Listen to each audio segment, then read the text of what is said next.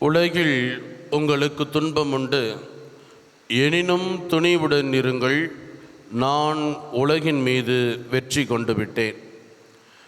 இறை இயேசு கிறிஸ்துவில் பிரியமான சகோதர சகோதரிகளே, இன்றைய நாளின் நற்செய்தி வாசகமானது வாழ்விலே துன்பங்களிலும் சோர்விலும் இருக்கிற மக்களுக்கு உத்வேகமூட்டுவதாய், ஆற்றல் அளிப்பதாய், தைரியம் கொடுப்பதாய் இன்றைய நாளின் இயேசுவினுடைய வார்த்தைகள் நமக்கு அமைந்திருக்கின்றன.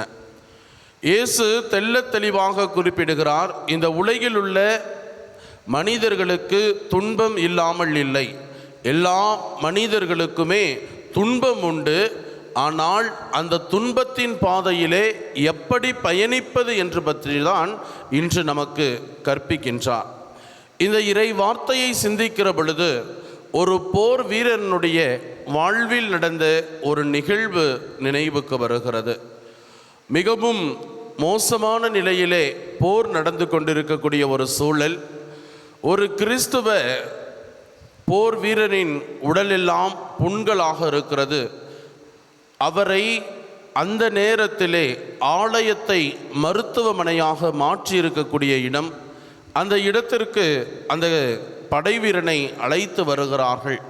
அந்த நேரத்திலே எந்த மயக்க மருந்துமே இல்லாமல் அவருக்கு அறுவை சிகிச்சை செய்ய மருத்துவர் முற்படுகிறார்.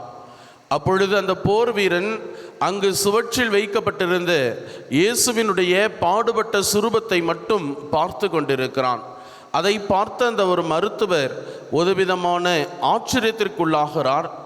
எவ்வளவு வலி தரக்கூடிய இந்த சிகிச்சையின் பொழுதும் இந்த படைவீரன் ஒரு வாய் கூட திறக்காமல் அமைதி காக்கிறாரே, எப்படி என்று அந்த படைவீரனிடத்திலே கேட்ட பொழுது அந்த படைவீரனுடைய பதில் இவ்வாறாக இருந்ததாம்: நான் இயேசுவினுடைய அந்த திரு சுரூபத்தை பார்க்கிற பொழுதெல்லாம் இந்த நோய்களை எல்லாம், இந்த வழிகளை எல்லாம் ஏற்றுக்கொள்கிற அளவிற்கு எனக்கு அந்த ஆற்றல் கிடைக்கிறது என்று சொன்னாராம்.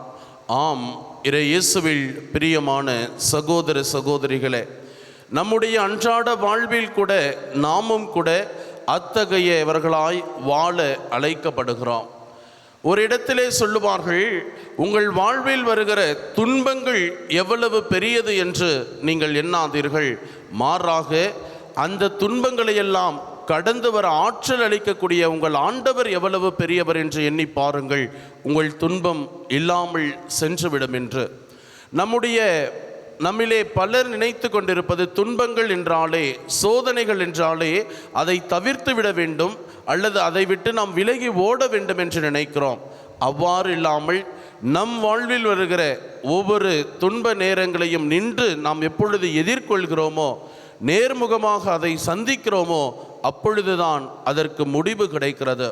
அதை சந்திப்பதற்கான ஆற்றலை தான் இயேசுவினுடைய அந்த திருச்சிலுவையிலிருந்து வருகிற இரத்தமும், ஒவ்வொரு நாளும் இந்த பலிபீடத்திலிருந்து பகிரப்படுகிற இயேசுவினுடைய உடலும் நமக்கு அளிக்கிறது.